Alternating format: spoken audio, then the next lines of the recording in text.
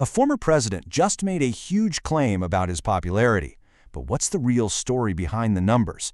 We are going to break it all down right here, right now. If you're ready for the truth, smash that like button, subscribe, and let's get into it. Okay, so here's the post that set the internet on fire. Donald Trump on Truth Social, in all caps of course, claiming he has the highest poll numbers he has ever had. We're talking 60s, even 70s. That is a massive statement. So the big question is it fact or is it fake news? Let's do what we do best, dig into the data and see what's really going on. So let's be super clear on the claim. We're not just talking good numbers. We're talking the best numbers ever. And all-time high. Approval ratings soaring into the stratosphere. But, and you knew there was a but coming, when you actually look at the polling data cited in our sources, well, the story gets a little awkward. Get ready for this. 37%. That's the number from a July Gallup poll. Not 70, 37.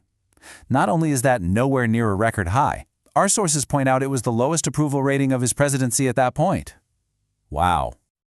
And listen, this wasn't some fluke poll either. It was a consistent trend. For months, his approval was stuck down in the low 40s. A Reuters/Ipsos poll, same story. It matched the lowest level of his second term. Just for some context, his all-time record low was 34% back in January of 2021. So even though the numbers are telling one story, the message of super high approval was being pushed hard, and it was getting amplified by his allies. For instance, you had White House spokesperson Liz Huston saying a majority of Americans approve. Now, here's the kicker. Our sources say that when she was asked to name the survey that showed this, the White House just declined to comment. And you can see how it spreads, right?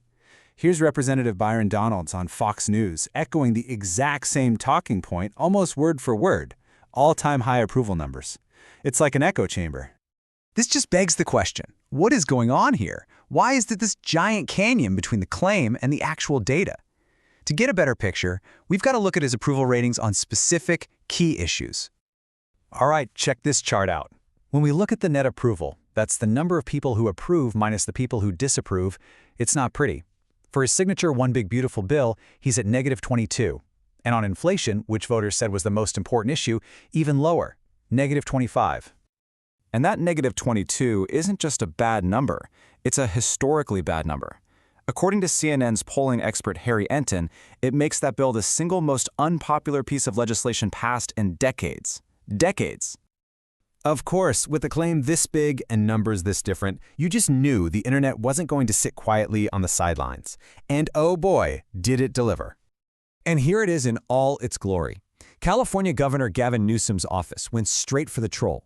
They posted a direct parody on X, mimicking Trump's all-caps post word for word. But then they swapped out the ending to Make America Gavin Again.